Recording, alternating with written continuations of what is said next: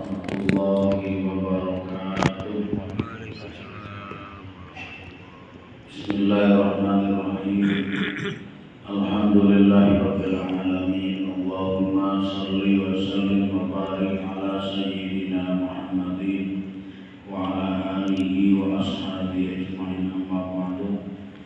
Ila hadratin Nabil Mustafa sayyidina Muhammadin sallallahu alaihi wasallam wa ala alihi wa ashabihi wa dzurriyyatihi, summa ila hadratin muallif hadal kitab Al-Imam Syekh Nasr bin Muhammad bin Ibrahim As-Samarqandi, summa hadratin Syekh Najran Mufarrah Muhammad Al-Harijawi wa murabbi rujina Kiai Ahmad Sajjari, summa hadratin abana wa ummahatina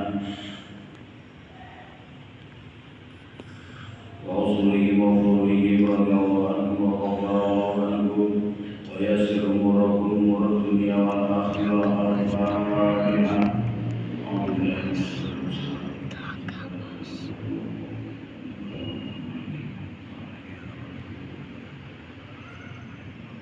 Bismillahirrahmanirrahim.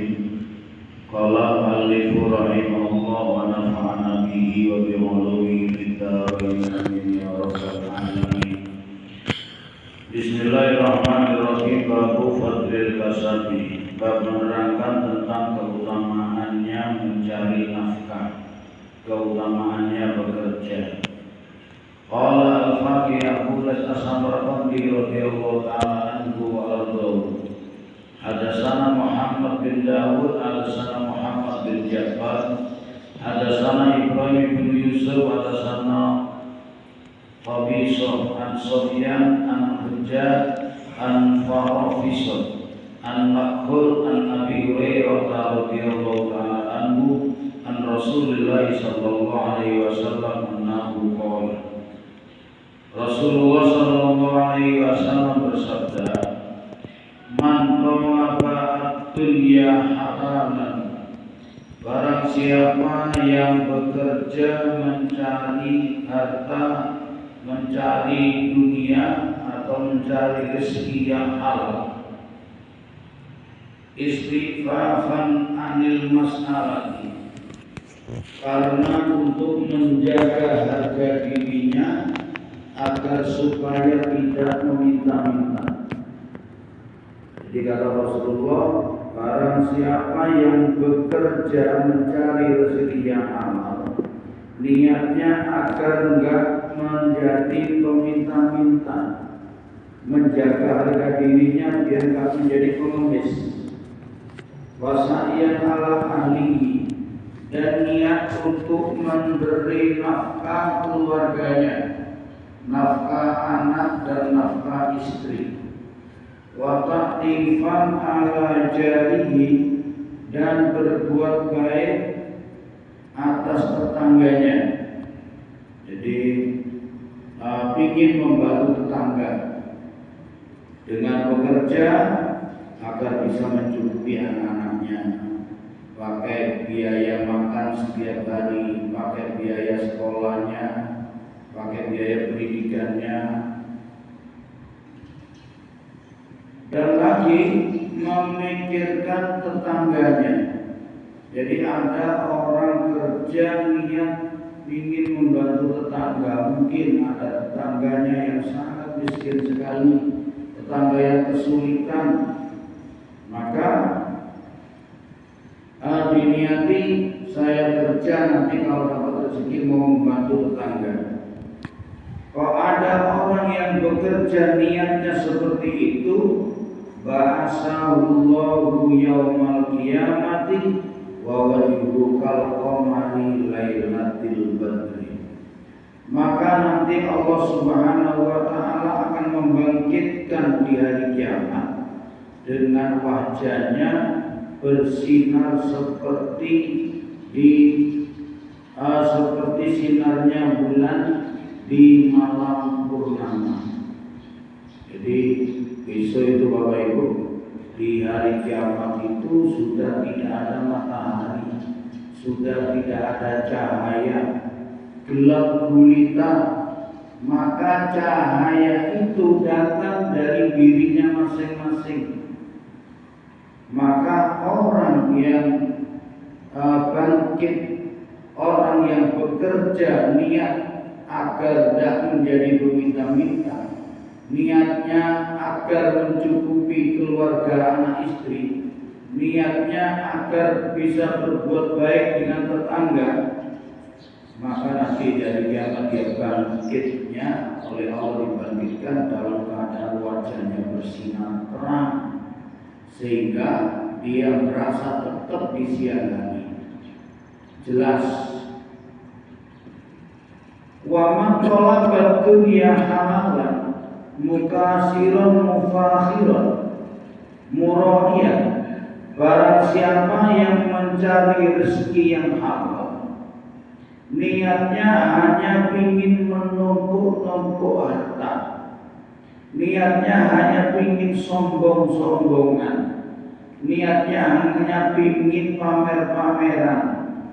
Yang dicari rezeki halal tapi niatnya ingin sombong-sombongan, laqiyallahu ta'ala yaumal qiyamati wa huwa alaihi ghadban, maka dia bertemu dengan Allah Subhanahu wa ta'ala besok dari kiamat dalam keadaan Allah murka kepadanya. Ya. Orang yang kerja nyari rezeki yang halal tapi niatnya ingin sombong-sombongan, ini Allah murka nanti dari kiamat. Apalagi yang nyari rezeki haram. Yang nyari rezeki halal saja kalau niat sombong-sombongan diancam oleh Allah, nanti ketemu sama Allah dalam keadaan murka. Kalau orang mencari rezeki yang haram, niatnya sombong-sombongan, tentu lebih daripada ini. Makanya kita kalau bekerja, niat kita yang baik, niat ingin cari rezeki yang halal dan agar supaya tercukupi kebutuhan anak dan istrinya. Qala hadatsana Hamzah ibnu Muhammad, hadatsana Abul Qasim Ahmad ibnu Hamid, An-Nasir ibnu Yahya, hadatsana ba'du ashabina anna Dawud an-Nabiy sallallahu ta'ala alaihi wasallam kana yakhruju muntakir. Diceritakan satu hari Nabi Dawud alaihissalam, beliaunya keluar rumahnya dalam keadaan menyamar. Nabi Dawud ini Bapak Ibu seorang raja. Raja pertama kali orang Israel memiliki raja yang kerajaannya besar, kerajaannya kuat, yaitu rajanya adalah Nabi Daud alaihissalam. Jadi terkenal Nabi Daud ini mendirikan kerajaan di Israel yang nanti oleh Nabi Daud kerajaannya diwariskan oleh anaknya yang namanya Nabi Sulaiman alaihissalam. Nabi Daud satu hari keluar dari rumahnya dalam keadaan menyamar seperti rakyat biasa. Fayas'alu an sayratihi man yarahu min ahli mamlakatihi. Nabi Daud ini kenapa menyamar? Tujuannya ingin bertanya kepada siapa saja ke masyarakatnya, ingin bertanya tentang dirinya, tentang gimana kepemimpinannya, gimana Nabi Daud itu, gimana rakyatnya, kondisinya, ingin menyamar seperti itu. Karena mungkin kalau Nabi Daud keluar ke masyarakat memakai kebesaran kerajaannya, tentu orang-orang semuanya ingin ditampakkan kebaikannya, pasti akan memuji. Tidak mungkin mencela Nabi Daud. Kenapa? Karena raja. Maka Nabi Daud sering sekali beliaunya menyamar, ingin tahu pendapat masyarakat tentang dirinya. ya'ridu lahu Jibril alaihi salam ala surati adami. Maka kemudian malaikat Jibril alaihi salam turun menemui Nabi Daud dengan berbentuk manusia. Jadi berbentuk malaikat Jibril berbentuk seperti masyarakat, menghadap kepada Nabi Daud, bertemu dengan Nabi Daud. Faqala lahu Daud alaihi salam, kemudian Nabi Daud ngomong gini, ya fata ma taqulu fi Daudin. Pemuda, apa pendapatmu tentang Nabi Daud? Riwayat pemimpin yang baik nyamar. Kenapa kok bisa nyamar? Ya karena tempo dulu raja terkenal namanya saja, kadang rakyat nggak tahu sama wajahnya, nggak tahu sama rupanya. Beda dengan sekarang, rakyat kecil aja bisa terkenal karena bisa masuk ke TikTok, bisa masuk ke mana? Ke YouTube, bisa masuk ke Facebook, rajin ngupload, walaupun orang kecil tinggalnya di pelosok bisa menjadi viral, menjadi terkenal. Apalagi pejabat, presiden atau di kita ini, tentu seluruh rakyat Indonesia ngerti siapa rajanya. Ketika pemuda itu yang sebenarnya itu malaikat Jibril ditanyain, wahai pemuda, bagaimana pendapatmu tentang Daud?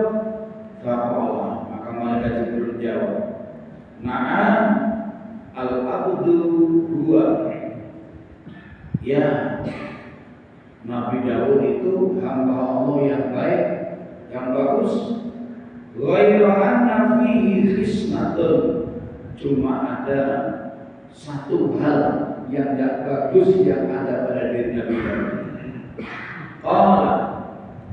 Nabi Daud bertanya, apa itu?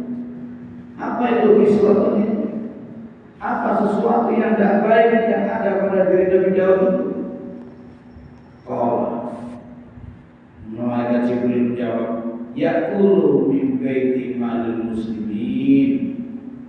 Katanya malaikat Jibril yang berwujud manusia itu, Nabi Daud itu makan dari baitul mal atau makan dari gaji baitul mal. Baitul mal itu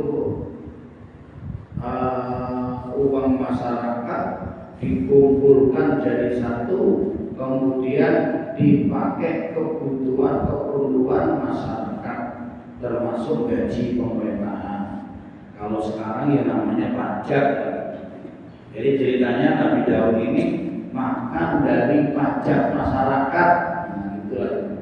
Karena menerima gaji tentunya kan namanya raja.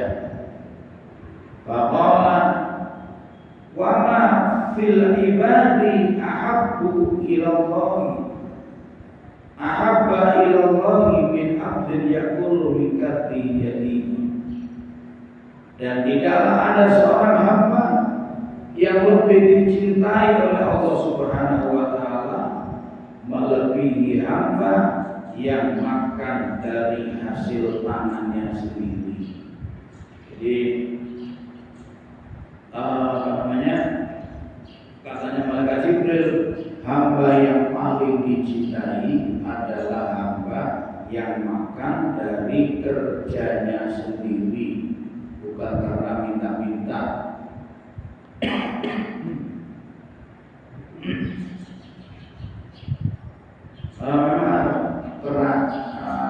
Tempo dulu, termasuk di Indonesia, kerajaan itu, jadi pejabat-pejabat negara termasuk rajanya,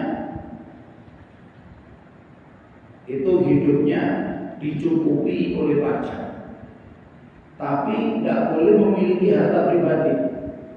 Jadi pejabat itu tidak ada yang memiliki harta pribadi, tidak boleh memiliki harta pribadi, tapi kebutuhannya ditanggung oleh pajak dari masyarakat.